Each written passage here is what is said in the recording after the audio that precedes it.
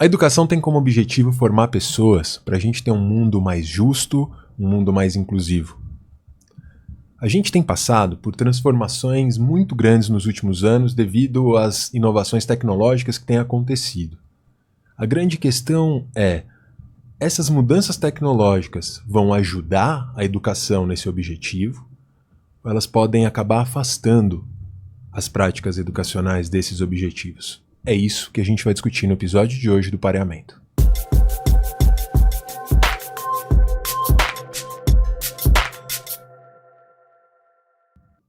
Esse é o Pareamento, um projeto do Instituto Par que visa divulgar as ciências do comportamento, estabelecendo uma conexão com a comunidade e com outras áreas da sociedade.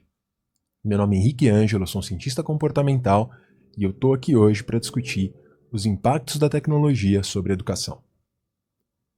Para conversar comigo, eu chamei duas convidadas muito especiais. Eu chamei a Andresa Cassione. Andresa, muito obrigado por ter aceito. Eu que agradeço. A Andresa, ela é física pela USP, mestre em História da Ciência, apaixonada por educação há 20 anos. Eu conheci a Andresa quando a gente trabalhou junto, criando um material para o SAS, né? Que a gente criou um material para ensino de habilidades de estudo juntos, já faz algum tempo. Quer adicionar mais alguma coisa, Andresa? Sempre pronta para aprender e inovar. Então, boa. Bora lá. Maravilha. E eu chamei também a Natália Matheus. Oiê. A Natália é doutora em Educação pela PUC, professora convidado no mestrado do Instituto Par. Além disso, a Natália também dá aula no curso de Formação e Análise do Comportamento aplicado na Educação, né? Um curso que eu tenho a honra de ser um dos coordenadores lá no Instituto. Ela é consultora em design instrucional e ela lida com tecnologia e educação há mais de 10 anos. É isso aí, Natália? Falando assim eu me sinto mais velha um pouco, mas é isso aí. Queria agradecer o convite, acho que é sempre muito legal a gente poder discutir, difundir as coisas que a gente está pensando e descobrindo. Muito bom. Gente, obrigado. Obrigado por ter aceito. Antes da gente começar, queria só lembrar para quem está ouvindo, para quem está assistindo a gente, que os episódios completos do Pareamento estão disponíveis no YouTube e no Spotify e em várias outras plataformas de podcasts, como a Apple Podcasts, o Google Podcasts, a Amazon, enfim, várias plataformas, e a gente também tem cortes disponíveis no canal de cortes aqui no YouTube, e siga a gente lá no Instagram e no TikTok. É só procurar por Pareamento. Vamos começar nosso bate-papo? Bora. Bom, pessoal, bom, vocês sabem, eu trabalho com educação já há muitos anos também, então eu não quis aqui colocar um monte de perguntas, porque eu acho que eu ia colocar tanta pergunta que a gente não ia terminar nunca. Ia virar um longa. Exato.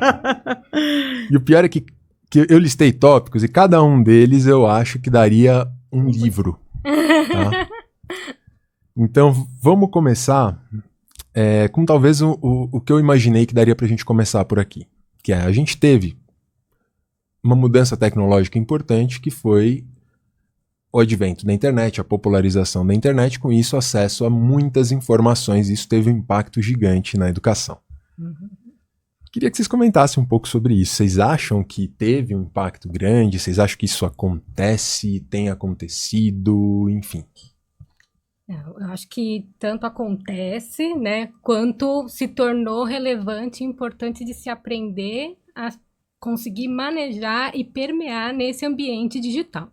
Né? Hoje os alunos eles precisam ter essa consciência de que é um ambiente que eles estão imersos e que eles têm que saber lidar, eles têm que saber ter segurança, eles têm que saber qual postura, quais são as boas práticas pela segurança deles e pelo melhor aproveitamento. Então, acho que hoje a gente não pode mais escolher, né, estar ou não imerso nessa tecnologia. A gente tem que saber que é a realidade e como que a gente vai se tornar potente e vai aproveitar e vai conseguir muito mais, né? Eu acho que hoje não é uma vertente estar alheio a isso, né? É uma potência. Então, é querer juntar, né?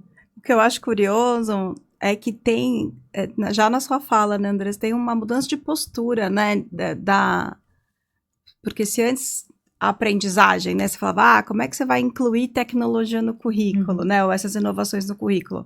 Era o saber manipular, vou dizer assim, então, olha, você digita aqui, você pesquisa aqui, você usa palavras-chave de tal e tal jeito, não sei o quê. E hoje a gente está indo para um lugar, né, a gente está reconhecendo que as competências, habilidades, os repertórios que são necessários para interagir vai muito além da manipulação do uso, assim, de que botão eu aperto, né? Isso. Mas é como eu me posiciono, como eu filtro, como eu seleciono, como eu verifico o que está sendo. Você vira curador de informação. Exato. Né? Não, é pré-requisito. Você usa como ferramenta e não como fim só. Né? Você só não tira informação dali, você utiliza aquele instrumento para uma finalidade. Uhum. Então, é uma outra postura e é uma adaptação de toda a sociedade, né? Uhum. Eu fico pensando que é difícil, né? Porque antes você tinha até, acho que escola, universidade, como um lugar que tinha um conteúdo e aqui você confiava naquele conteúdo que estava lá, porque era, né, quando você tem um livro científico, um livro didático, passou pela mão de muita gente, uma revisão. Eu acho que eu entendi o que vocês estão falando e eu acho que isso vai na linha até da gente conseguir ter pensamento crítico para poder filtrar o que é isso que você falou de curadoria, né? O que é verdade e o que não é na internet. Isso. Isso eu acho que é uma das coisas mais difíceis que a gente tem como professor. Porque os alunos já não têm mais tanto interesse em ler textos mais longos. Não dá para você olhar para esse aluno e falar assim, mas ele devia estar lendo tudo isso e tal, né? Cara, assim, concordo que ele seria uma maneira interessante de aprender e tudo mais, mas agora a gente tem tudo disponível. Qual que vocês acham que é agora, então, já que é essa parte da curadoria, como é que a gente consegue desenvolver esse pensamento crítico em relação a toda essa informação, esse conteúdo que está disponível na internet? Ele tem que cada vez mais ser realmente protagonista, tirando a ideia de protagonista só aquele elemento central, né? Por quê? Porque quando a gente fala de protagonismo, o aluno tem que ser protagonista, normalmente o que se pensa, o normal hoje é o quê? Ele realiza a atividade, ele vai atrás da informação e ponto. Mas será que realmente para ser esse senso crítico ele precisa fazer esse caminho linear? Ou ele tem que estar exposto a situações, ou pensar sobre qual é a realidade dele, e o que ele pode agir, e por que é importante ele agir, e ele se perceber realmente como um ser presente, e ali agente daquela transformação. Aí sim, ele consegue, ele desenvolve naturalmente um senso crítico de eu tenho que buscar essa informação, mas essa informação é segura ou não? Mas tem uma finalidade, né? Tem um ponto para onde ele está indo. Ele tem onde ele está, onde ele quer chegar. O caminho ele vai descobrir, mas ele sabe que ele vai ter que experimentar, testar, encontrar informações incorretas, descobrir que elas estavam incorretas, descobrir por que estava. É o processo, né? É o estimular esse processo. Se não estimular, se for uma ação passiva, deles apenas fazer etapas para chegar em um trabalho, em um projeto, aí você não consegue despertar, porque pensamento crítico é você parar e ter aquele clique, né? E falar assim, nossa, não, mas isso só acontece depois de várias voltas, de várias trocas, né? De vários ambientes, de vários momentos de pensar. De contato com vários... com a diversidade, né? Você precisa expor, né? Planejado, porque daí eu vou sempre puxar a sardinha para um planejamento dessa oportunidade, né? Como professor, você tem que construir essas oportunidades, deles entrarem em contato com os diversos. E quais são os critérios para dizer que uma coisa é válida ou correta ou imprecisa, né? Então, você falou, né? Antes a gente tinha fontes mais sólidas de informação, assim, ou mais confiáveis, ou enfim. Na verdade, o que a gente tinha era um universo fechado ali, né? Era uma amostra, um recorte previamente dado, aspas, e seguro, que o estudante não ultrapassava essas fronteiras.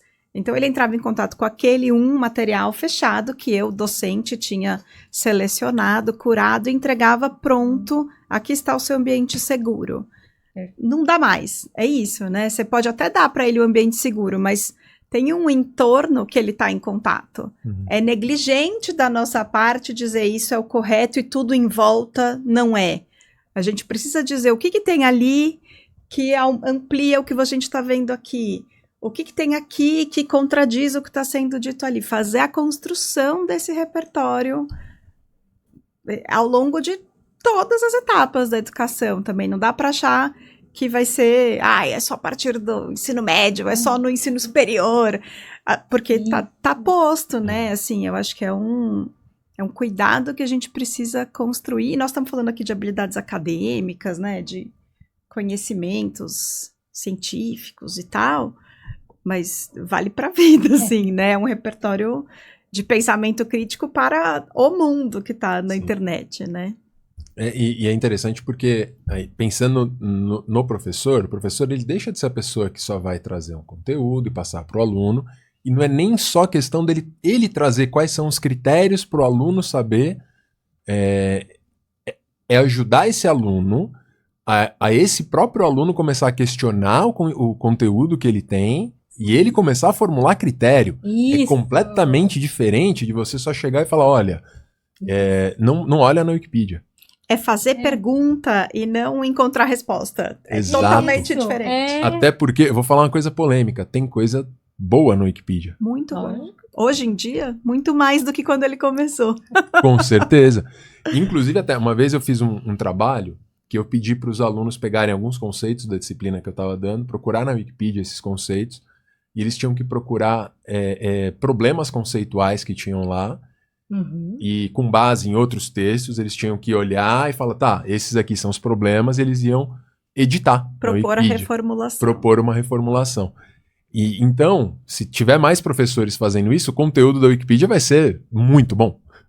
Né? E ele vai se tornar, ele não vai ser só consumir algo pronto, uma informação pronta. Né? Ele vai ver que ele pode sim construir, adicionar, enriquecer, colocar informações que ele detém, que ele já teve contato, né?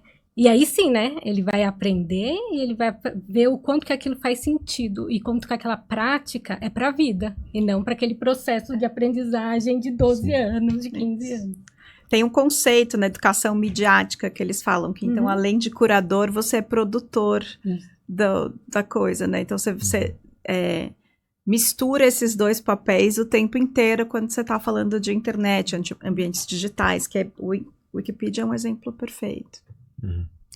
E o professor, acho que muitas vezes acaba se sentindo até um pouco mal, se a gente for analisar a hora que ele sai um pouco desse papel, né? A hora que você falou de protagonismo, deixar o aluno ser mais protagonista, né?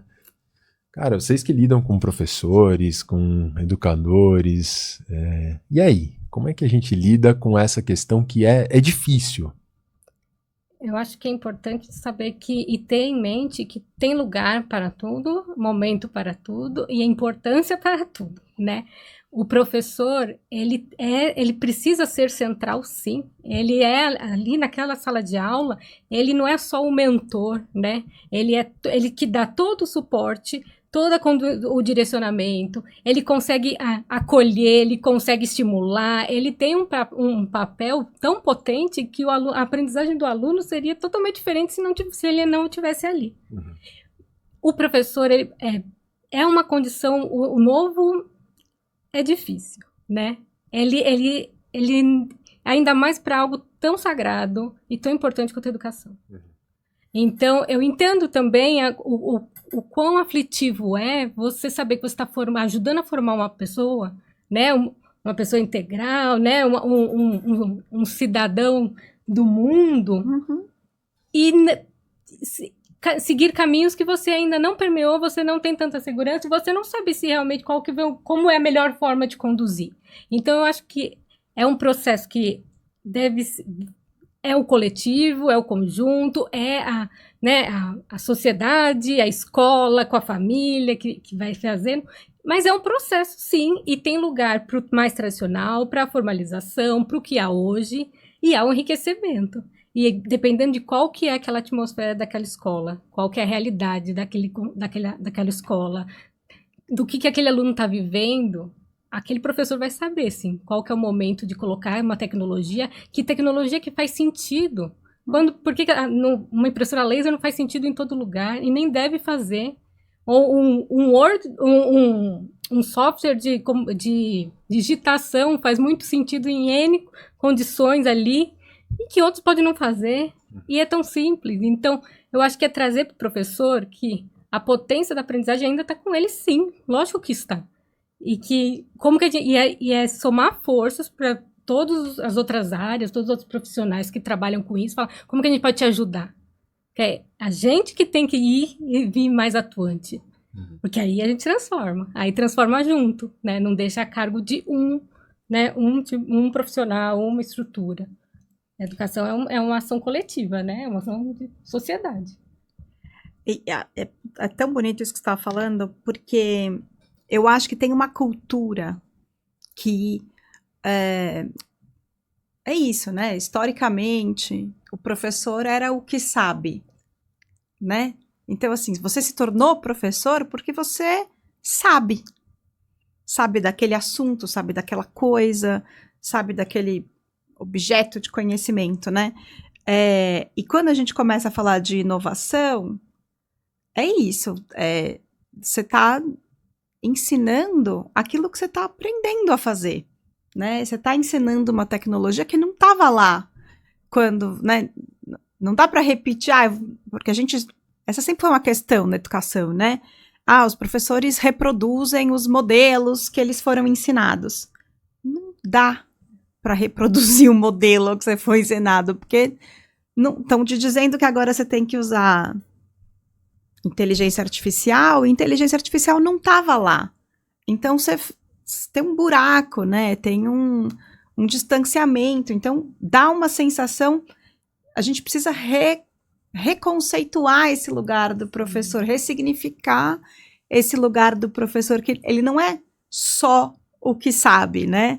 Ele é o que sabe um conjunto de coisas que o torna apto para essa construção de repertório de habilidades, de conhecimentos e tal, nananã, e o que sabe puxar e explorar junto, e aprender junto, e se colocar nesse lugar de quem está aprendendo enquanto ensina. Então, é muito diferente daquilo que a gente culturalmente escuta, né?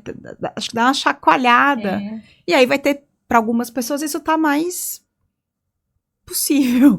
Para outras pessoas, isso tá muito distante. Aí essa pessoa vai dizer, não, eu sou mais old school, eu prefiro ficar aqui nesse lugar. Tudo bem, tem um monte de conhecimento que precisa ser compartilhado, que faz sentido desse outro jeito, né? Você sabe que eu não sou um cara averso à aula expositiva, mas nem acho que também todas as aulas têm que ser expositivas. Eu acho que tudo depende, na verdade, dos objetivos que você tem em uma determinada disciplina, né? Ou seja, você vai ter coisas que você vai ter que ensinar um saber que, né? A pessoa vai ter que saber que aquilo acontece, você vai ter que saber reproduzir exatamente aquilo que foi dito, só que você vai ter que ensinar também como, né? E aí como eu vou pensar, como eu vou estruturar um texto, como é que eu faço uma conta, como eu estabeleço relações, não é? Então, eu fico pensando que, na verdade, essa discussão, né, sobre o papel do professor, ela algumas vezes acaba passando por um problema de definição de objetivo.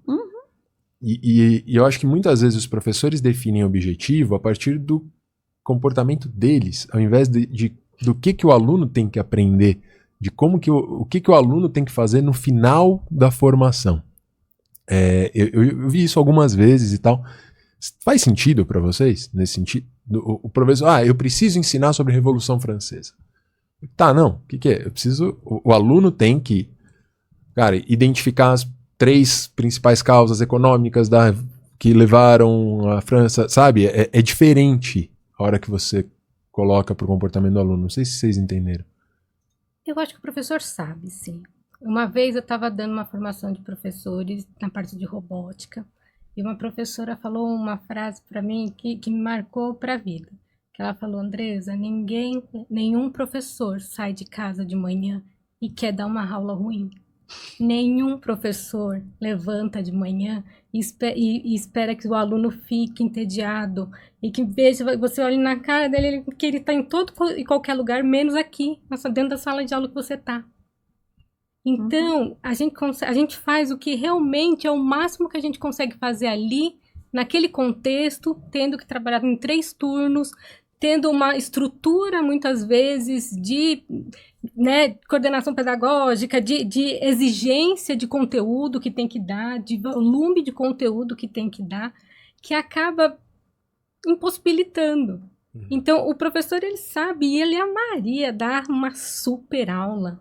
Ele adoraria chegar e fazer com que a criança saia da escola contando para os pais o quanto que foi incrível. Mas muitas vezes não é viável. Então, o quanto que essas novas tecnologias talvez não possam somar forças para conseguir ajudar talvez um pouco, sabe? Um pouco que seja um banco de informações, de recursos, que tenha uma curadoria boa e que seja acessível sim, e que seja curto, e que ele consiga enriquecer, e que ele consiga transformar, ou uma estrutura que ajude eles a montar e possibilitar uma diferença para cada tipo de turma que eles têm e que não consuma 4, 5 horas. Uma vez eu vi um estudo que demorava mais de 2h30 para preparar uma aula. Se o professor dá para 8 turmas na semana, como é que faz para preparar a aula toda semana? Ele vai voltar, ele vai buscar o que ele já faz. É o viável para ele. Mas eu acho que se a gente conseguir fornecer e recursos que possibilitem isso, eles vão pegar e eles vão fazer com um sorriso no rosto. Porque professor é incrível. Professor, ele pega essa luta para ele junto. Então, eu acho que hoje está muito mais um contexto que amarra ele do que um não querer, sabe? Você falou umas coisas que acho que são bem importantes, assim, que acho que é de recurso, né, que esse professor teria disponível. E eu acho que às vezes você fica muito tempo em um lugar que não te dá recurso, a gente vai desistindo, né? Sim. A gente vai parando, né?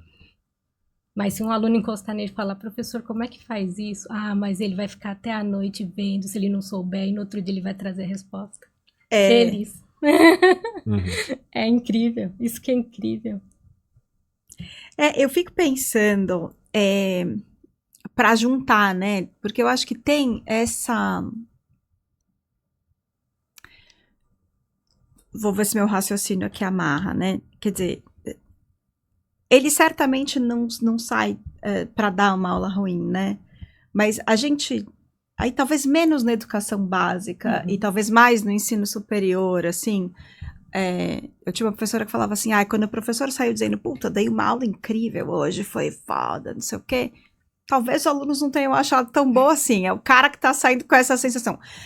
Pode acontecer de ter um descompasso entre a sua autoavaliação como docente e a avaliação que o estudante faz do seu desempenho como professor.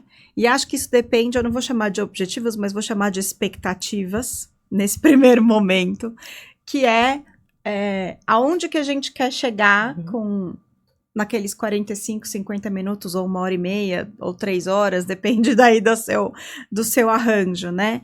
E quanto mais a gente... É isso, né? Eu tinha professores com pirotecnias, assim, cada dia ele vinha, sacava da cartola um negócio, que pulava, fazia não sei o que, tinha que interagir, não sei o que, no fim eu saía e falei, pô, foi mó animado, mas eu não tenho certeza do que eu aprendi, sabe, um pouco essa sensação, assim. Então, tem um uso distorcido, fora do lugar, nananã, tem um outro que vai lá de giz e lousa E segura. e segura, sim. e você fala, caraca, explodiu aqui minha cabeça e eu aprendi mais do que em 3 meses de não sei o quê. Eu acho que depende de onde a gente quer chegar e se a gente, como professora, agora falo de mim mesma também, se a gente sabe qual é o recurso, ou a tecnologia, ou o instrumento, ou que vai fazer a minha atuação naquele tempo Uhum. produzir aquilo que eu quero que o aluno desenvolva naquele microtempo que junta com um monte de outros microtempos e que no fim de um semestre, de um ano, de 15 anos, ele saiu daqui e chegou ali, né, num outro lugar.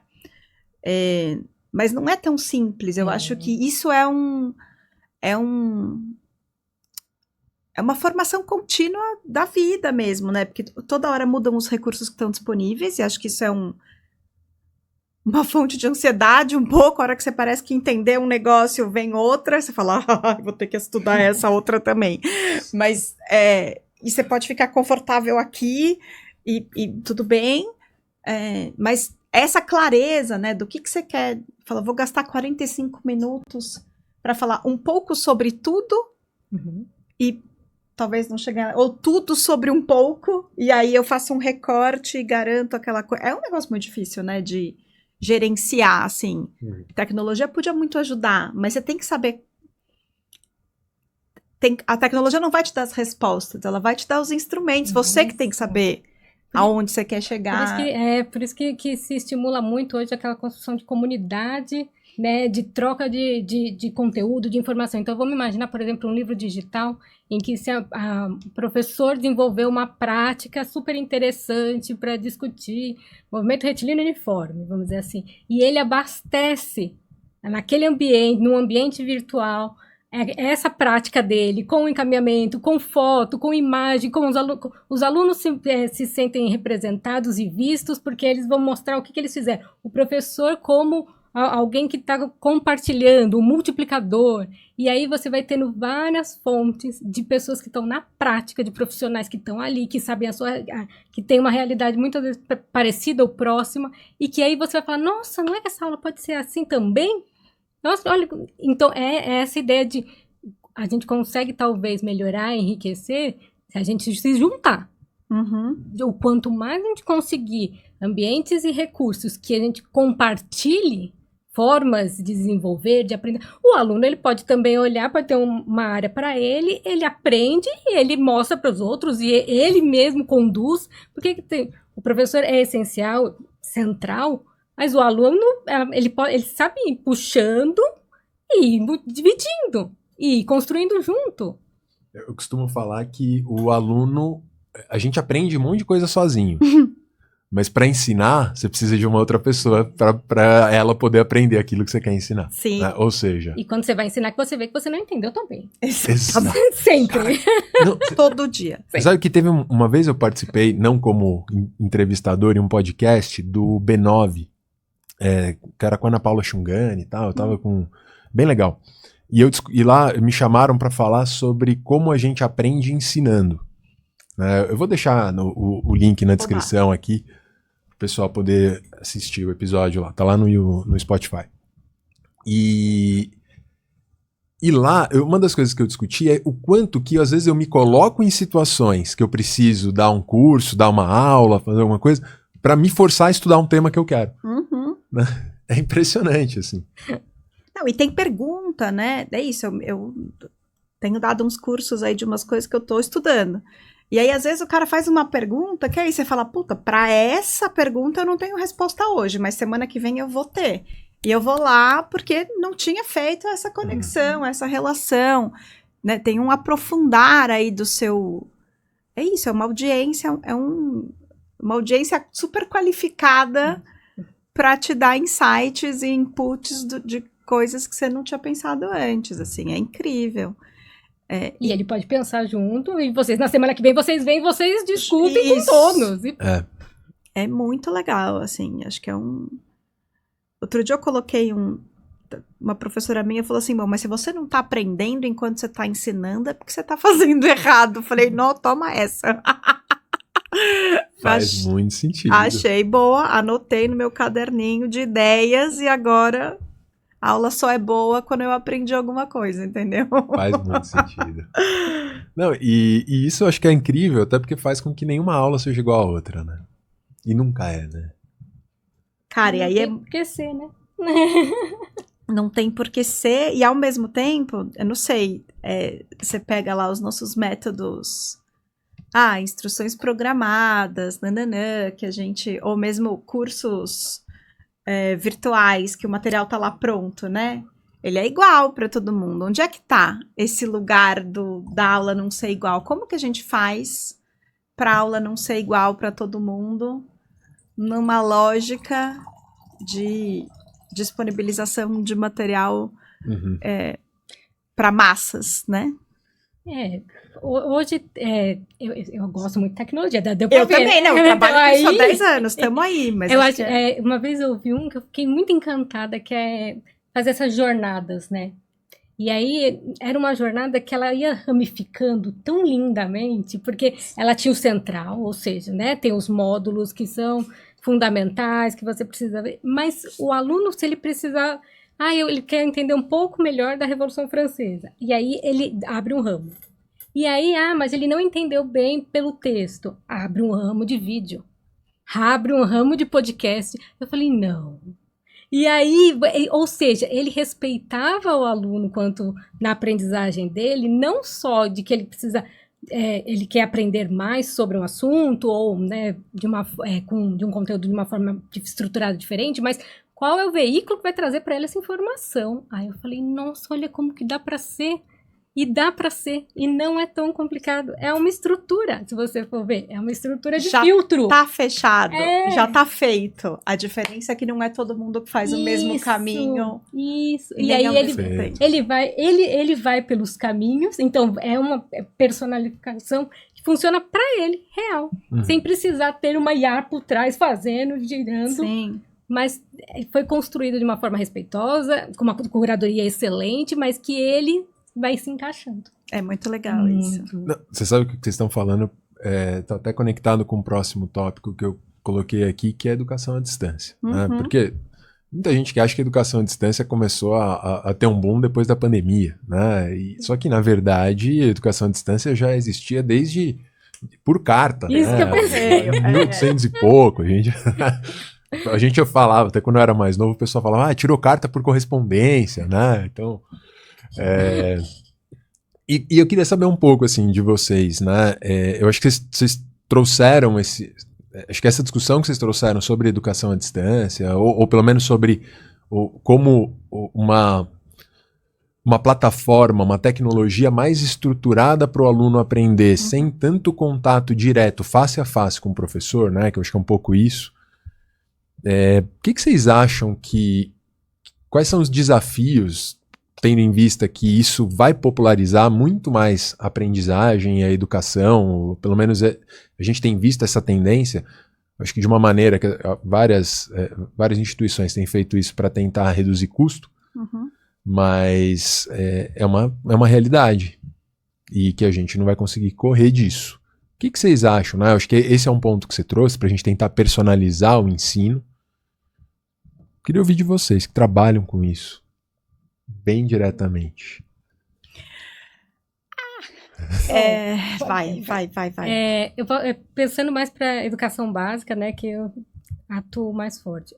Uma vez a gente estava discutindo na editora, né, sobre isso, e aí veio um ponto muito forte de uma pedagoga que falou, então, né, mas isso não pode ser, a parte de educação à distância não deve ser tão, é interessante não ser tão incentivado para anos iniciais e até o começo de anos finais, porque nesse primeiro momento se constrói com o outro, né? A criança não sabe ler no começo, ela não sabe escrever, ela ali como não é tão recomendável ficar tempo de tela, é super discutível isso, e é importante discutir mesmo, mas eu acho que o ponto central quando a pedagoga, quando ela levantou foi, a criança aprende com o amigo, com a troca, porque ela aprende a compartilhar, ela aprende a hora de falar, a hora de esperar. Ela tem uma formação, a formação inicial dela não é de conceitos, né? Uhum. É de conhecimento específico, estruturado. Lógico que tem, mas não é para isso esse momento. Esse momento é para eles começar a se formar e se entender como ente que permeia e faz parte de uma sociedade. Uhum. Então, como que vai fazer isso à distância? É isso aí. Às vezes, e aí, né, toda uma discussão de vamos conseguir nos incentivar sim, mais para no final dos anos finais, ensino médio, uma eletiva ou outra, Uhum. porque é importante conviver em grupo, é importante aprender na parte de gerenciar conflito. Como que ele vai desenvolver isso? Como que ele vai desenvolver a parte socioemocional atrás de uma tela? Em que ele, né, em que parece que ele não está sendo visto, que pode fazer qualquer coisa, que é tão perigoso, né? E como que ele vai ter essa ideia de ele estar na frente da tela e discutir o que ele fez, se faz sentido ou não? Com quem que ele vai discutir se ele só está atrás? Uhum. Né? Então, acho que, por mais que seja presente no ensino superior, acho que sim, importante, existe, mas acho que é importante também na parte de educação básica. Para que essas crianças, esses adolescentes estão na escola? Eles estão se formando para quê? Assim, né? É isso. Nossa, eu não podia concordar mais, assim. Acho que a discussão não vou nem chamar de educação à distância, eu vou falar de usar a tecnologia para disponibilização de conteúdo e tal, nananã, porque é daí, assim, que eu acho que a gente está falando, né? Porque não é fazer a educação infantil ser à distância, não é fazer a educação básica ser à distância, mas é quanto que cabe de disponibilização de conteúdo, de personalização dessa educação básica com tecnologias e tal, nananana.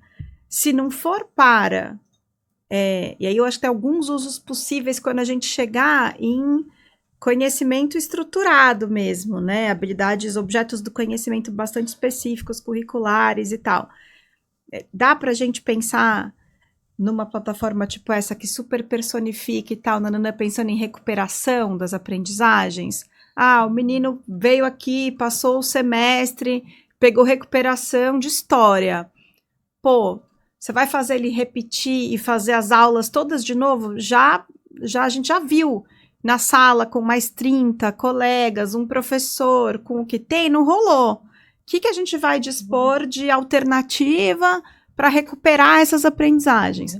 Puta, vamos montar aqui um negócio legal, já que ele pode escolher os caminhos, que pode focar nas dificuldades de aprendizagens que ele tem e tal, nananã. Cara, faz todo sentido. Não é ele sozinho, né? Mas é ele interagindo com um material que foi pensado para dificuldades desta natureza e com a possibilidade de ter alguém para que ele possa conversar se ele não tiver entendido, que possa atender uma ou outra dúvida, mas que ele possa estudar e entrar em contato. Você, aspas, otimiza, porque tem essa coisa do custo por trás, sempre tem. Mas a gente não precisa pôr o custo na frente, né? Deixa o custo para trás, como uma variável adicional, né?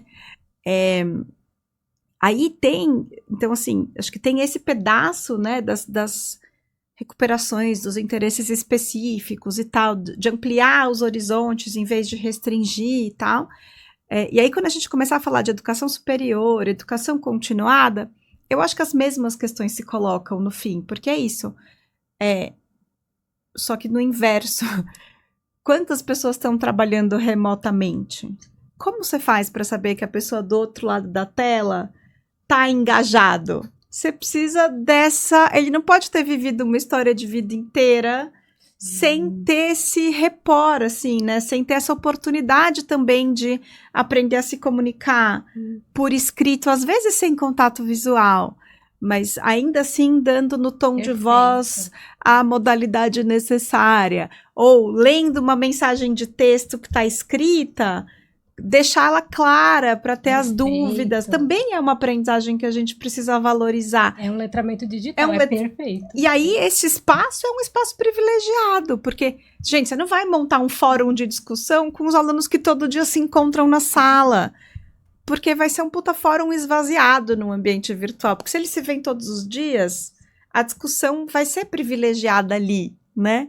Mas, encontro uma vez a cada 15 dias. Ou de outro estado. Ou de outro estado, outro país, outro nananã. Vamos usar esta coisa para desenvolver essa habilidade. Então, que vai ser uma habilidade do mercado de trabalho, do mundo contemporâneo. A gente pode dizer, é do mundo, assim, e a tendência é que seja cada vez mais, né?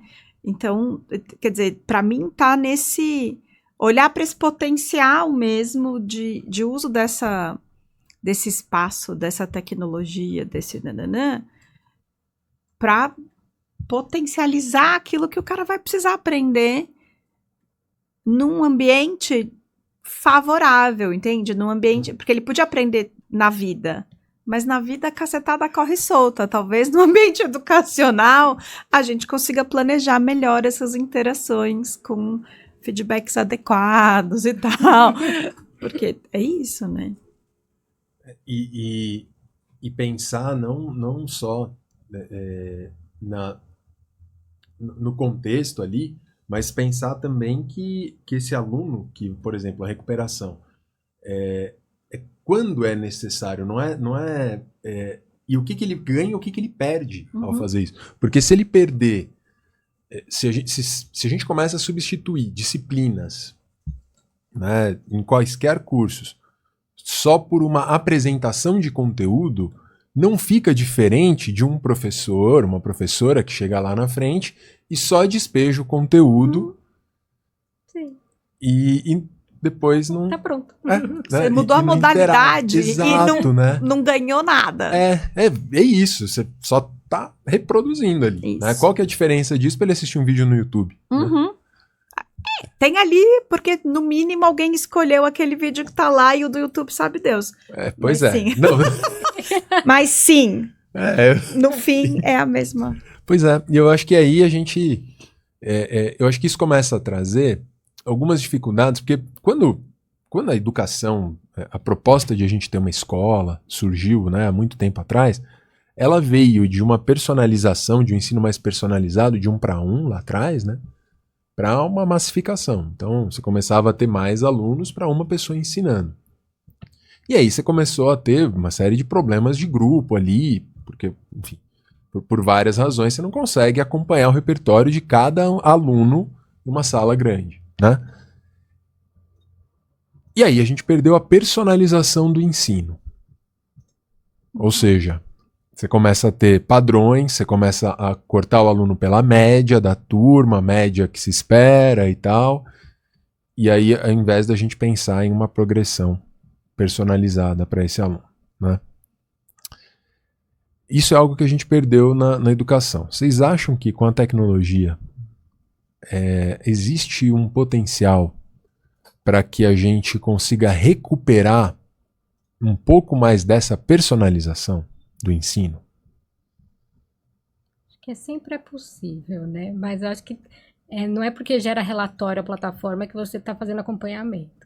E relatório que é esse, né? Quem vai ler? É porque ficou quantos segundos na plataforma? Ou quantos minutos? Eu acho que tem sim, tem uma possibilidade de você fazer um acompanhamento, de você fazer as avaliações por habilidade, né? Não é só pela média 5, mas o quanto você está contemplando daquela habilidade e ir mapeando isso, o aluno conseguir acompanhar o quanto que ele está desenvolvendo, que eu acho que isso também é super importante, não é só para ele mostrar que ele sabe e o quanto que ele tirou, é ele olhar para aquele relatório e falar assim, nossa, aqui eu não estou conseguindo analisar tão bem pelo jeito, porque faltou aí.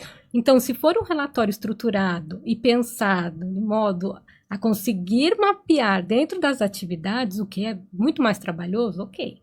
Acho que hoje tem-se muito falado sobre gerar esses relatórios, ou de frequência, de número de questões feitas, ou o tempo que a questão foi feita vale mais ponto do que se acertou ou errou. Então, se você fizer 5 vezes errado e acertar na 5ª vez, você tirou...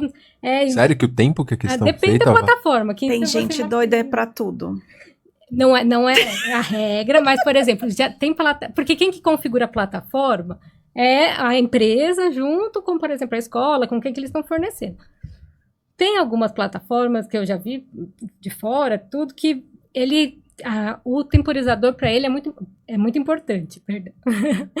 O temporizador para ele é muito importante. Então, e uma vez eu vi uma discussão de falar, a minha escola, a minha classe teve uma nota menor do que a classe do mesmo ano, mas teve notas mais altas. Mas aí, porque o tempo que tinha sido feito era menor, a pontuação total, porque dá um peso, e aí quem fez mais rápido ganhou mais, mas a outra que os alunos tinham acertado mais. E Que sociedade é essa que a gente... É isso. Desculpa se você, né, tá ouvindo a gente, tá... Eu realmente fiquei chocado. Porque, acontece. cara, é isso, a pessoa que... É quase como se a gente parasse de respeitar o tempo de aprendizagem das pessoas, né? É isso. Mas vendo de pensar, por exemplo, de quanto tempo você fica numa página de internet correlacionado com o seu interesse por aquela página, por exemplo. Tá. Então, quando a gente faz esse mapeamento, né, no marketing... Você tá só clicando, avançando, você fala, tá lendo. isso! Então, eles consideram que o fator tempo, e muitas vezes, sim, ele traz uma informação de, nossa, ele se debruçou sobre aquilo. Então, ele acaba pesando, só que olha como tem que ser cuidadoso. Porque aí os alunos vieram questionar, ué, professora, mas eu acertei mais do que eles. Eles fizeram A, B, C, D e E. Não. Tipo, né?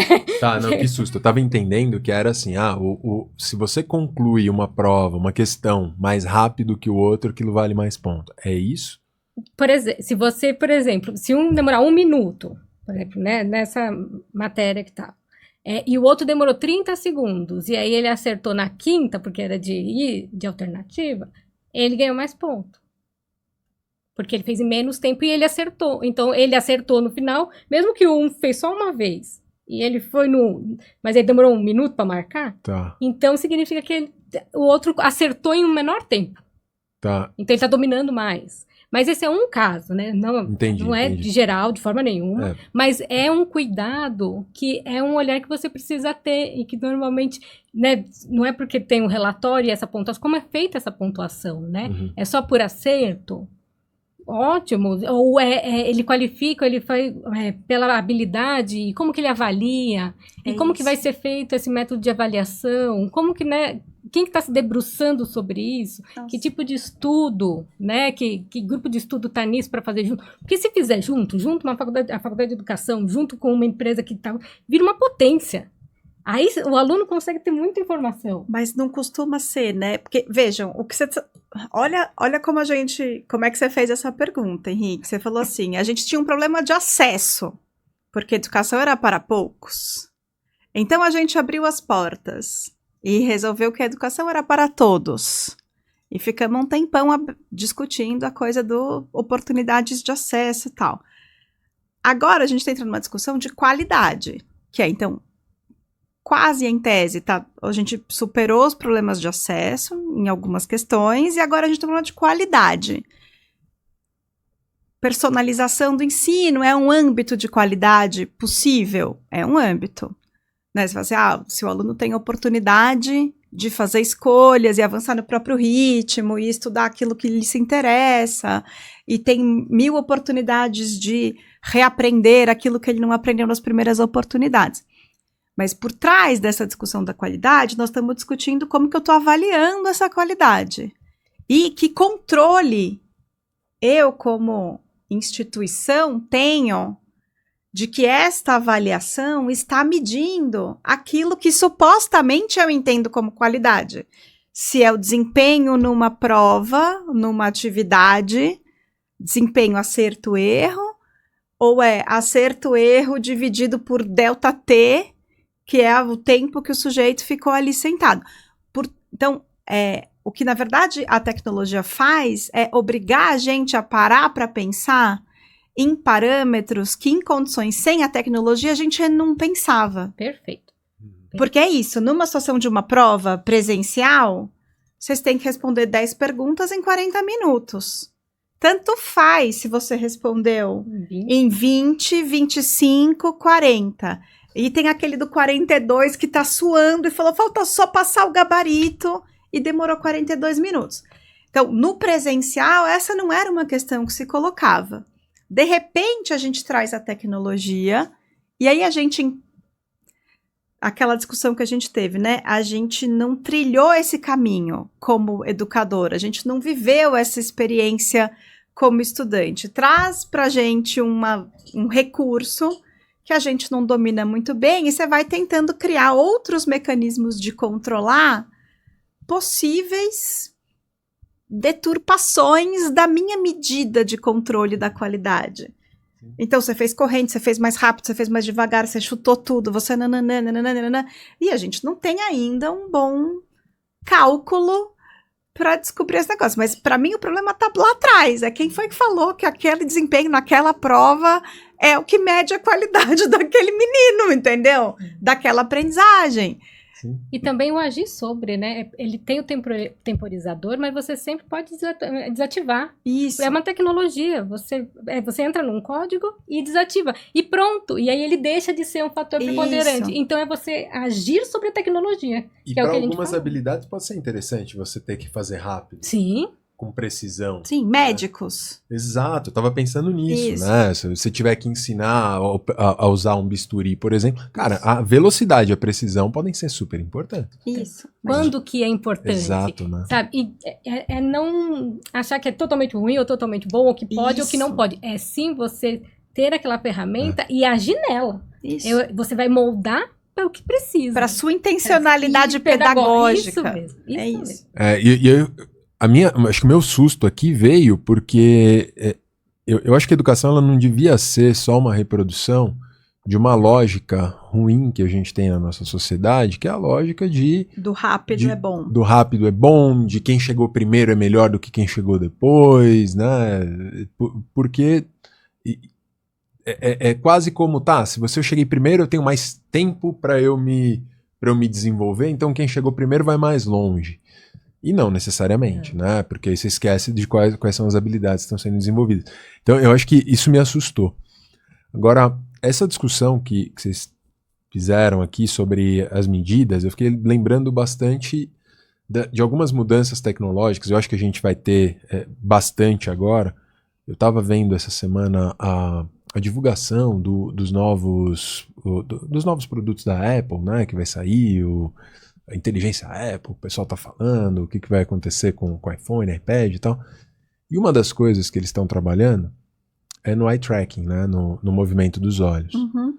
Então, eu fico pensando, até agora, a gente falou acho que semana passada, retrasada, sobre um congresso que se foi, né, de Internet of Things. Fico pensando o quanto que esses sensores, eventualmente... É isso, agora é completamente especulação, porque a gente está começando a lidar com um monte de coisa. Uhum. Mas essa discussão foi isso. Tempo é uma medida para discutir se essa habilidade funciona ou não? Uhum. Como é que a gente agora vai começar a lidar? Tem uma pergunta que eu estou guardando aqui, eu vou fazer ela daqui a pouco, vocês vão... Ai, Jesus. Dá até medo. Mas cara, tá mudando tudo muito rápido. É muita opção de medida nova para quem só tinha a medida da prova. Sim. É isso. E o quão importante é isso, né? Porque esse aluno vai estar... ele vai ser um profissional atuante, um cidadão atuante num sistema que vai estar mudando toda hora. E aí, como é que se adapta? Acho que é importante estar nesse movimento e é importante pensar nesse movimento, né? Como é que vai ser? E como é que... E não pode assustar. É o aceitar, não tem jeito, né? Não, tem que ser assim. E ele vai ser como? O que você vai fazer?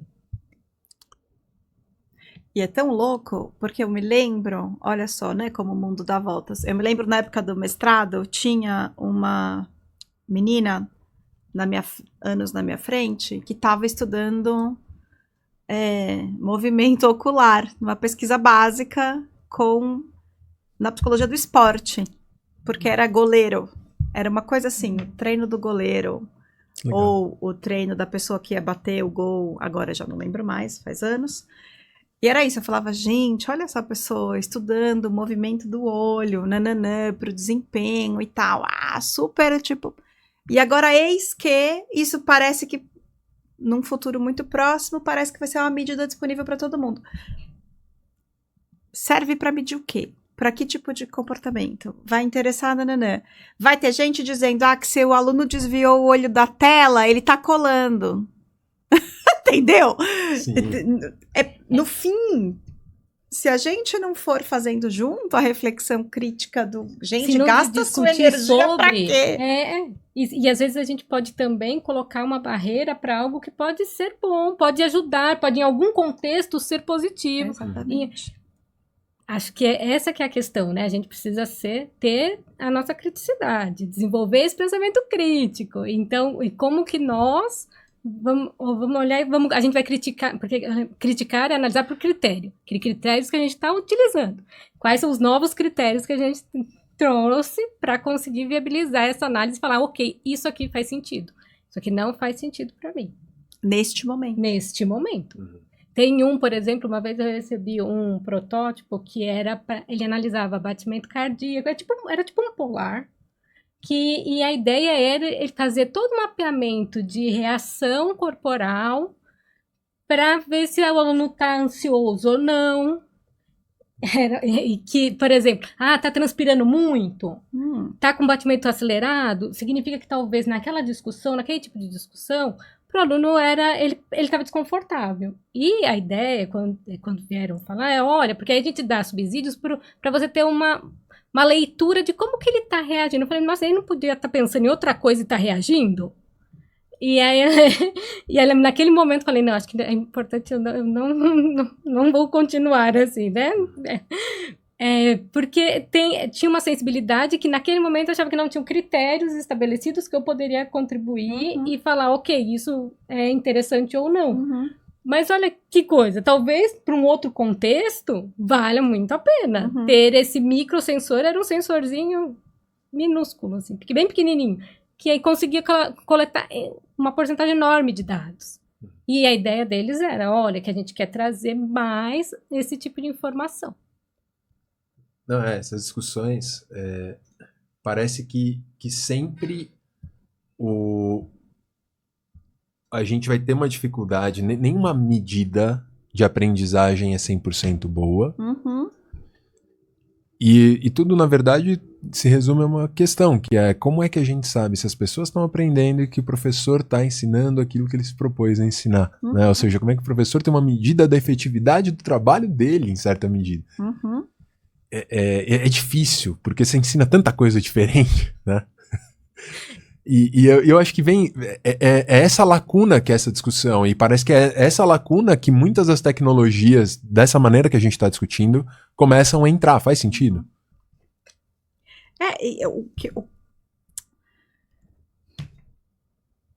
Vai virando um pouco terra de ninguém, na verdade, assim, essa é um pouco a minha... Porque é isso, né? Como... Minha pergunta tá chegando. Tá? Vai virando terra de todo mundo e é de ninguém, assim, nesse sentido, né? Porque a gente precisa... É de todo mundo porque é um interesse coletivo social, né? A formação de cidadãos, é disso que a gente está falando. Então, precisa estar aberto para que as pessoas possam se posicionar e dizer o que é significativo e tal. Ao mesmo tempo, a gente faz parte, eu acho, desse contexto mesmo, né? Quer dizer, tem coisas que a gente ensina hoje para um futuro que a gente não sabe qual é, né? É isso, para quando em algum momento você se deparar com uma situação assim assado, você possa usar o bisturi ali no tempo correto, na hora correta e tal. Deu certo a sua aula de bisturi? Não sei, quando para a próxima cirurgia acontecer. Tem um pouco, eu tô brincando, mas sim, entendi. É um pouco assim, né? E aí tudo bem, na medicina talvez a gente esteja falando de uma coisa bastante concreta, Mas a gente vai para a educação básica, que nós também estamos ensinando valores, nós também estamos ensinando habilidades socioemocionais e aprender a conviver, nós também estamos ensinando objetos do conhecimento mais factuais e tal, mas também as várias interpretações possíveis de um episódio histórico. Então, assim, cara, não tem muito uma única medida incrível, altamente eficaz, eficiente, é muito difícil. Mas é que aprender é múltiplo, né? É isso. São vários elementos, você vai somando. Eu acho que a partir do momento que você elege uma tecnologia por te dar todas as respostas, aí se tá perde. Errado, Porque tem que sim, o professor tem que olhar e falar, nossa, realmente ele precisa alinhar um pouco mais nessa parte de gerenciamento de conflito ou de convivência, de trabalho em grupo. E aí vem a parte do conceitual. E aí a parte da tecnologia te dá uma outra outro tipo de informação. E aí, nesse conjunto todo, ele vai se formando. Acho que não transformar um elemento só como essencial. E a noção de que essas medidas são amostras, né? Amostras. Então, elas podem serem ou não representativas daquele todo, né? Porque você pega um dia de dor de barriga, um dia que eu tô pensando em outra coisa, vai dar errado. Ou porque eu tô suando muito, ou porque eu me distraí e marquei errado, né? Então... E aí, do ponto de vista de personalização, essa medida é para a habilidade, qualquer pessoa que for aprender aquela habilidade, o conteúdo que está sendo ensinado, e usar aquela medida, será que funciona? Ou é aquela habilidade sendo desempenhada por aquele aluno, aquela aluna específica, porque aí a personalização já muda, porque aí a gente está falando você chega em outro lugar. Em várias medidas diferentes possíveis, mas que algumas dessas medidas podem ser mais representativas para o repertório de um aluno do que para o repertório de outro. Faz sentido? Faz. E é isso mesmo, né? Tanto que eles fazem esse mapeamento ao longo do ano com o aluno, ou seja, quanto que ele está desenvolvendo aquela habilidade, né? Uhum. Você não vê uma vez e pronto, senão você não está desenvolvendo a habilidade, né? Mas, e também tem o da sala, né? O da turma. Então, como que aquela turma está conseguindo lidar ou está desenvolvendo? E então, acho que são cenários distintos e necessários de serem vistos, e se a gente consegue moldar bem, a gente consegue tirar informação boa, mas é se debruçar sobre aquela tecnologia e fazer um movimento de pensar sobre como aplicar para quê. E a gente vai precisar de muita maturidade social, cultural, da comunidade, porque pensa essa lógica de várias medidas, vários para virar um fla-flu de, meu filho foi mal avaliado porque você usou a medida errada com ele, porque a do outro, nanana. Gente, é assim, faísca e pólvora, a combinação perfeita, entendeu? Então a gente precisa, tem muito chão ainda pra gente produzir esse tipo de maturidade sobre a educação como o instrumento da cidadania, né, da construção dessa sociedade, da cidadania, e um termômetro, né, a avaliação é um retrato daquele momento, um recorte, ela não predestina o seu filho ao fracasso, ou mas ela aponta para onde a gente precisa ir. Cara, você precisa de muita maturidade coletiva, assim, né? Não é só daquela instituição, mas é daquelas famílias, enfim. Sim. Nós não estamos só falando de professor mais. Nós estamos falando da sociedade. E aí é importante, isso que a gente está fazendo agora, porque a gente está falando com gente de qualquer pessoa que queira ouvir, a gente não está usando termo técnico nenhum para a gente poder fazer isso. Eu acho que isso é importante, ou seja, a gente vai ter que pensar em estratégias para comunicar. Tem uma coisa que é essa pergunta que me incomoda há muito tempo, e eu não espero que a gente chegue em uma conclusão, talvez a gente só problematize. Mas, cara, a gente tá... Esse vácuo que a gente falou, que onde que essa tecnologia está entrando na educação, né? Eu tenho visto, desde que eu comecei a trabalhar nessa área e tal, um foco muito grande em os alunos precisam ser autônomos, né? E isso é uma necessidade cada vez maior de um aluno ser autônomo. Claro, isso existe há muitos anos, desde que você fala para a pessoa que ela tem que fazer lição de casa. Só que a gente está em uma sociedade que ela está indo na contramão de ensinar as habilidades básicas para as pessoas serem autônomas. Por exemplo, tomada de decisão. Você não precisa tomar decisão hoje. Você tem um algoritmo que te indica, inclusive aqui no final desse vídeo, ou quando você terminar de ouvir o podcast, vai aparecer indicação de próximos, recomendação feita pelo algoritmo já. Então você não precisa... Inclusive, nossa, o que será que faz mais sentido eu assistir? Eu já tenho... o caminho está facilitado, está pavimentado. Né? Eu não preciso desenvolver a habilidade de manipular de eu dar uma olhada, o que mais que eu tenho aqui para assistir, já está ali pronto. O que mais que eu tenho para ouvir? Ao mesmo tempo, você começa a ter ferramentas que, por exemplo, o ChatGPT, que começa a te ensinar a estruturar um raciocínio, dando conteúdo, às vezes conteúdo errado e tal. Acho que os professores, a maior parte está preocupada com isso, né, com conteúdo errado. Eu estou mais preocupado com uma outra coisa, que é o quanto que esse ChatGPT está tirando a habilidade do meu aluno raciocinar, do meu aluno pensar, do meu aluno estabelecer relações, porque ele já está estabelecendo. Então, eu estou trazendo esse ponto para a gente conversar, porque parece que a hora que isso acontece, o professor sai um pouco de cena, porque você fala, o aluno tem que ser autônomo. E eu já vi muita gente só dando autonomia, sem pavimentar o caminho para construir isso, porque antigamente você talvez tivesse mais condições na sociedade que forçassem o desenvolvimento dessas habilidades em certa medida. Essa é uma... Tá fácil, né? Essa a gente não combinou antes.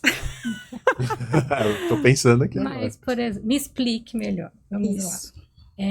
Você acha que as pessoas, que a autonomia não está sendo estimulada, uma vez que a gente está num contexto que está entregando o que a gente provavelmente tende a gostar mais, por exemplo, de consumir. Mas... Não só, também estabelecendo, por exemplo, isso e o ChatGPT estabelecendo relações já para você previamente.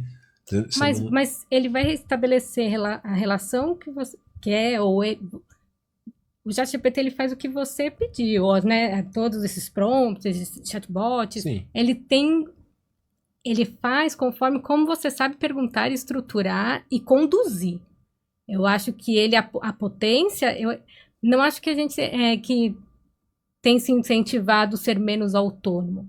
Acho que sim, estamos num ambiente, numa sociedade, num momento em que se entrega muito já direcionado para você consumir determinadas coisas. Mas isso não significa que você perde o interesse de conhecer outras coisas. Entende? Que, por exemplo, porque você não consome só aquilo também, né? Por isso que é tão importante o conviver. Por isso que é tão importante estar em sala de aula, estar em cultura, porque você não fica você fica direcionado num algoritmo naquele recorte, daquele contexto, exposto, tudo bem, a N elementos, mas tem a sua formação, a sua cultura, com quem você convive, com quais valores você acredita, com o que te forma como pessoa.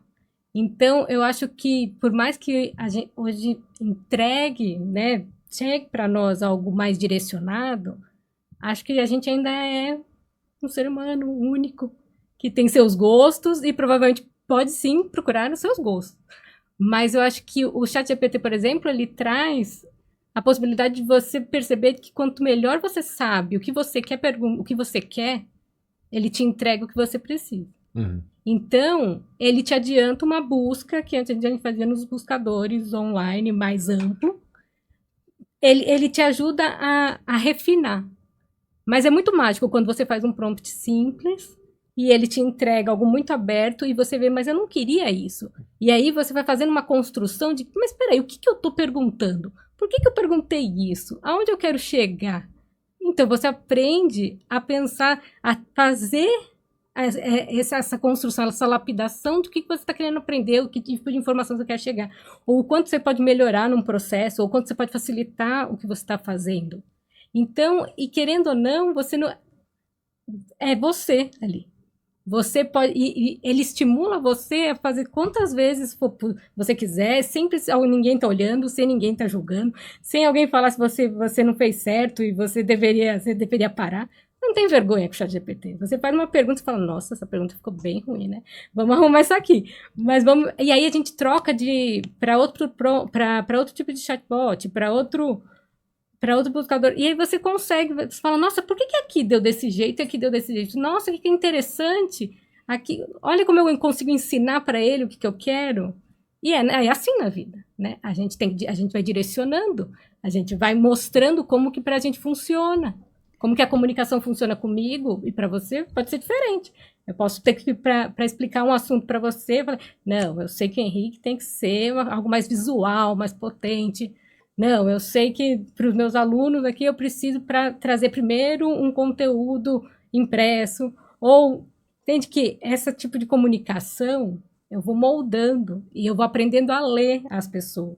Mas eu vou aprendendo a construir o que eu preciso, como que eu faço para ler. Posso aprender ali, nessa experimentação. É engraçado, porque quando o Henrique fez a pergunta, eu fiquei pensando assim, tinha um determinado momento, numa disciplina que a gente, não sei se eu deu essa, mas assim, a gente falava assim, ó, você leu 2 textos, eu quero que você articule essas ideias. Então, o jeito que eu avaliava que o aluno tinha conseguido articular as ideias era ver o texto que ele tinha produzido. Com o ChatGPT, eu diria, talvez eu precise ver que prompts ele fez. Não a articulação, não os parágrafos da articulação, porque os parágrafos não foram ele que escreveu, mas aqueles parágrafos que ele usou o ChatGPT para escrever foram produzidos a partir dos prompts. E é na pergunta que ele faz para a inteligência artificial que eu vou conseguir ver o raciocínio que estava por trás. Então, eu acho que tem um desafio colocado aqui, que é a história da avaliação, né? O que a avaliação está medindo? O que eu escolhi medir quando eu dava uma atividade ou outra atividade, né? Então, o produto que eu enxergava de uma suposta relação mental que ele teria feito entre 2 autores, 2 textos, nananã, eu enxergava parágrafos que construíam um raciocínio que ele tinha feito da cabeça dele. Agora, eu preciso talvez supor, como professora, que o parágrafo talvez não tenha vindo da cabeça dele, daquele jeito. Mas talvez o exercício seja, faz primeiro da sua cabeça, depois faz usando a inteligência artificial e me entrega os 2 juntos. Porque a inteligência artificial vai te obrigar a publicizar aquilo que mentalmente você estava tentando construir. Então, te força um pouco, te tira de um lugar de conforto, eu tenho certeza absoluta que esse parágrafo aqui veio desta manifestação do raciocínio. Acho que não veio. É melhor você assumir que não veio, porque pode não ter vindo. Você viu uns adjetivos ali. Crucial já era. Você fala, cara, isso aqui é GPTístico. Eu mandei essa semana corrigindo um relatório. O GPT pra cima de mim, né? Tava corrigindo. Isso, Você sabe. Mas, e aí... O que tem por trás, eu acho, assim, do que a gente tá falando, né? A gente jogava os caras na piscina e veia se sair nadando, né? Um pouco dessa coisa do, relaciona aqui 2 parágrafos. Eu não tava a construção da narrativa, da comparação, da relação. Ele tinha que fazer. Você dá um GPT da vida, que o cara vê que aquele produto, né? Você tá ensinando ele ali um critério de análise se aquela comparação tá boa ou não tá. Você pode... Eu vi um cara que montou é maravilhoso aquele GPT, depois eu mando. O cara construiu um debatedor socrático. Gente, é para ensinar aluno de ensino médio a coisa. Então, você vai lá e vai discutir com o Sócrates no GPT, entendeu? Então, se o seu argumento tá bem construído, cara, é genial. E você possibilita um tipo de interação personificada. É com você que ele tá falando, não né? A pergunta que você vai fazer não é a mesma que eu vou fazer. E se eu sou o professor de filosofia, eu ia me ferrar se eu tivesse que fazer isso de 1 para 1 no gogó, na caneta, né? Era impossível. Então, eu acho que tira a gente de um lugar da garantia da entrega do aluno, que é a entrega do aluno, isso aqui que eu tô vendo é o produto dele mesmo, ou é um produto dele com essas outras coisas e tal. Gente, é igual o professor de caligrafia na hora que entra o trabalho digitado, entendeu? Se o professor avaliava também a qualidade da caligrafia para dar nota na redação, e uma hora você pôde entregar digitado, ele perdeu um pedaço do critério dele. Acho que a gente está vendo uma coisa parecida, assim, forçando um pouco a barra, né? Você está perdendo um pedaço, mas outros aparecem, né? E você pode fazer uma parte de autoavaliação, aí você pergunta para ele, e aí, qual parte que foi mais complexa? Isso. Onde que teve a dificuldade? Por quê? Como foi esse processo de construção? Quando foi que você identificou os pontos que funcionavam mais ou não? Isso. Que elementos estão aqui nessa resposta que representam exatamente o que você queria ter trazido? Eu acho que... É isso, sem colocar a inteligência artificial no processo, né? Porque, por exemplo, o que eu estava falando de algoritmo de escolha, se você faz isso para um cara, você dá a opção do cara, qual a próxima trilha que ele vai seguir dentro de uma trilha de aprendizagem, dentro de uma personalização de ensino. Você está ensinando ele a ele próprio... Uma decisão ali, né? Ele próprio assumir, né? Uma coisa que eu falava bastante, o Saulo, que vocês conhecem, que inclusive é um dos próximos convidados aqui do Pareamento, a gente falava bastante que era o aluno ser professor de si mesmo, né? E isso é muito difícil, porque o professor era o cara que pensava na trilha. Agora o que vocês estão falando o professor, você pode planejar, você pode programar um Sócrates para ensinar uma habilidade extremamente refinada pro aluno. Cara, isso é o aluno incrível. também pode programar. Isso. E aí um troca com o outro. E eles vão refinando.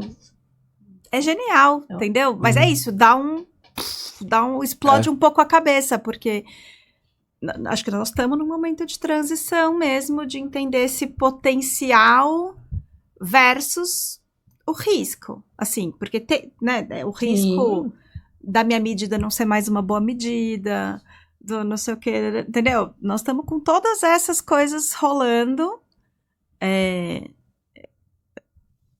e tá tudo bem, assim, a gente que tem que olhar para isso desse outro jeito e se dispor a sair um pouco dessa zona de conforto e entender o que dá para incorporar. Eu dei um curso de inteligência artificial para professor e no fim eu falei assim, assuma que os seus alunos vão usar, né? Você está aprendendo a usar para planejar e tal, assume que seu aluno vai usar para fazer o que você está propondo. Então não vai dar para ser a mesma medida, tá? Você vai ter que também dar um shift nesse foi tudo pedaço. muito rápido, né? Porque, cara, em 2022, de repente... Isso mesmo, filho. O chat não começou... Que é isso? E aí fica pensando, vários professores que às vezes não estão nem acompanhando isso, é isso que vocês estão falando, né?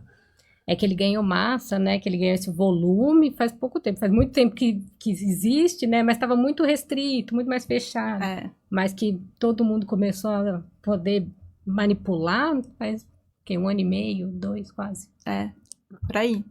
Nossa, e já evoluiu tanto de lá, né? E com muitas modificações, né? Modificação o tempo inteiro. Então, tem uma popularização também comercial, né? Tem a coisa do que é gratuito e das várias possibilidades que o gratuito permite. E daí isso vai abrindo também um outro... Essa coisa do acesso, né? Da oportunidade e do acesso vão ganhando outras camadas, assim. Então, acho que eu acho que a gente tem que voltar para a tal da pergunta, qual tecnologia faz sentido e como que você vai assumindo que essa tecnologia está dada. Como é que você planeja, né? A gente ainda faz trabalho no papel ao maço? Talvez faça, num determinado momento, num determinado contexto, para uma determinada habilidade, aprendizagem, que isso ajuda. Mas a partir de um certo ponto, você vai dizer, não, é no Word, ou no software de texto, whatever, que vai pôr a cobrinha na palavra escrita errado. Você pode corrigir ou não, mas, olha, entregou um texto sem nenhum erro ortográfico. Você não tem certeza que ele não cometeu nenhum erro ortográfico. Sim. Você pode ter certeza que ele entregou sem nenhum. E quanto que a gente não aprende com aquela cobrinha embaixo? Gente. Né? Inclusive corrigir pequenas falhas, né, na nossa alfabetização. Isso. Exato. Né? Então, assim, aí, então vou ser contra, eu quero tudo no papel ao maço. Não vai fazer tudo no papel ao maço. Ninguém vai fazer tudo no papel ao maço. Você vai mandar pelo correio? Tipo... Mas você sabe que essa semana eu tava conversando com um professor, amigo meu, e ele tava falando o seguinte, a gente tava um pouco indignado que uma aluna perguntou pra gente como é que se usava um mouse. Sim, porque touch, né? Exato. E aí ele falou, cara, quando a gente era mais novo, a gente fazia curso de informática falando, agora eu vou estar na crista da onda. Isso aqui no futuro todo mundo vai saber fazer. E o que a gente tá vendo é que essa facilitação por parte do usuário, né, ela parece que outras habilidades começam a ser desenvolvidas em detrimento de outras, e a gente começa a ter talvez um gap geracional muito maior, né? Porque as tecnologias são muito mais rápidas do que às vezes uma geração específica consegue. Nós três somos da mesma geração aqui.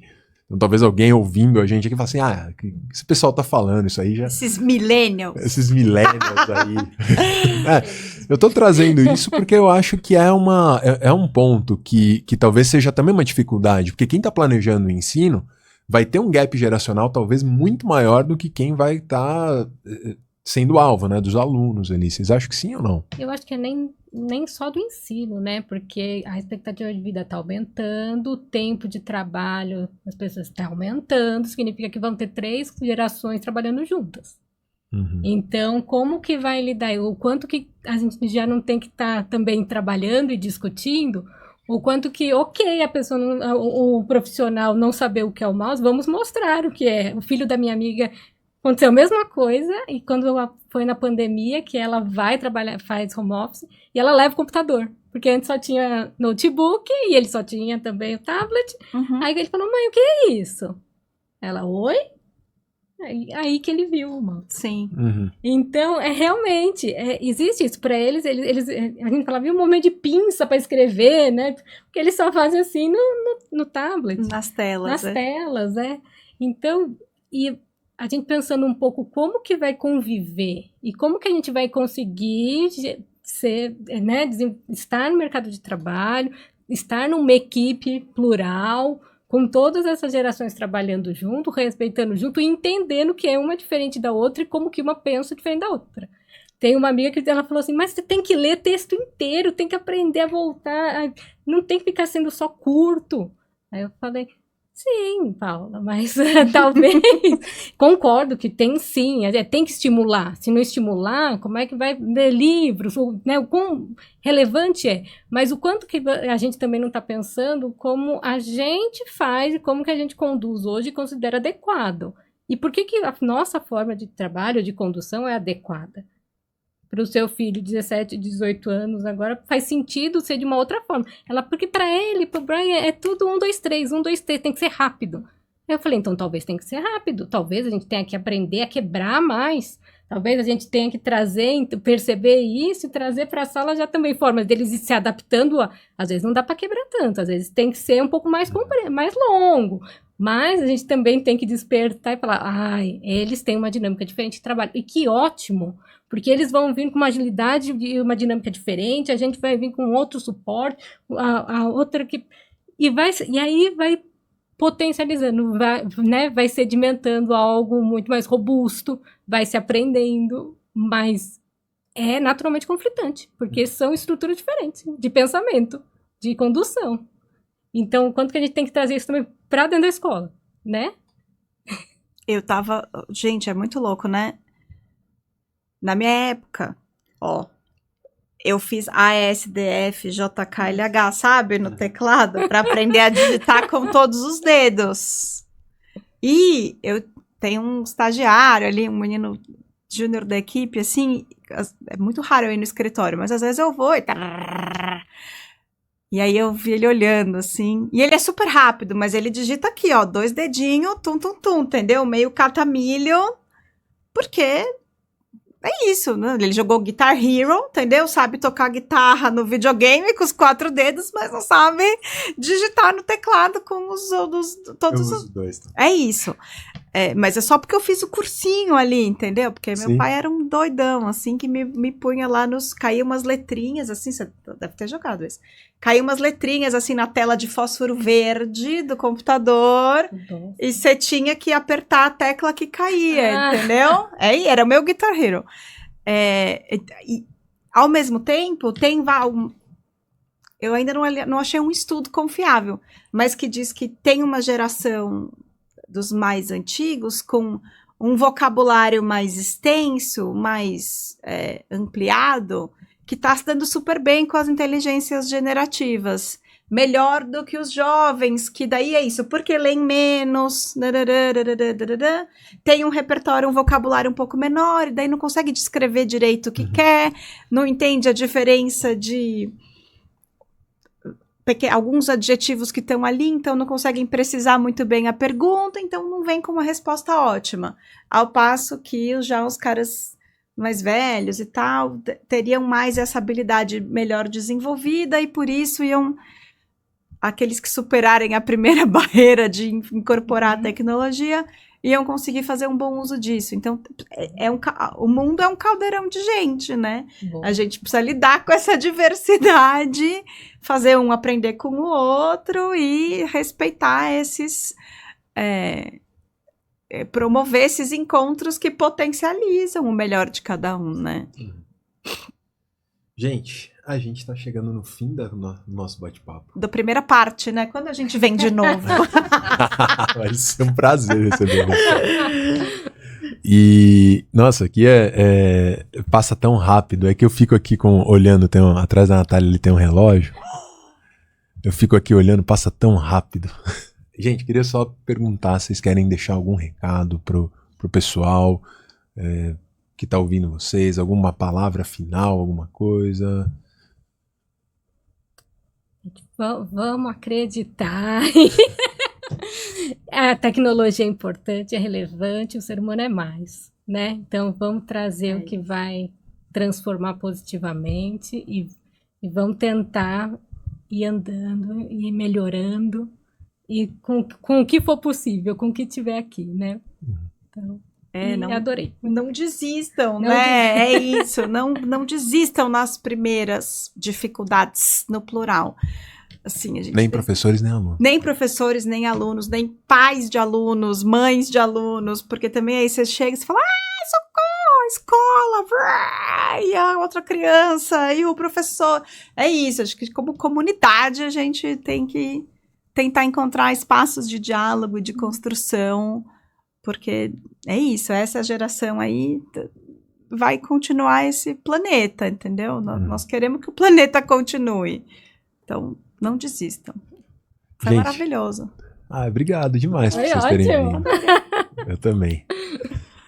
Pessoal, no próximo episódio do Pareamento, a gente vai discutir foco e procrastinação. Então, não percam. Um grande abraço. A gente se vê.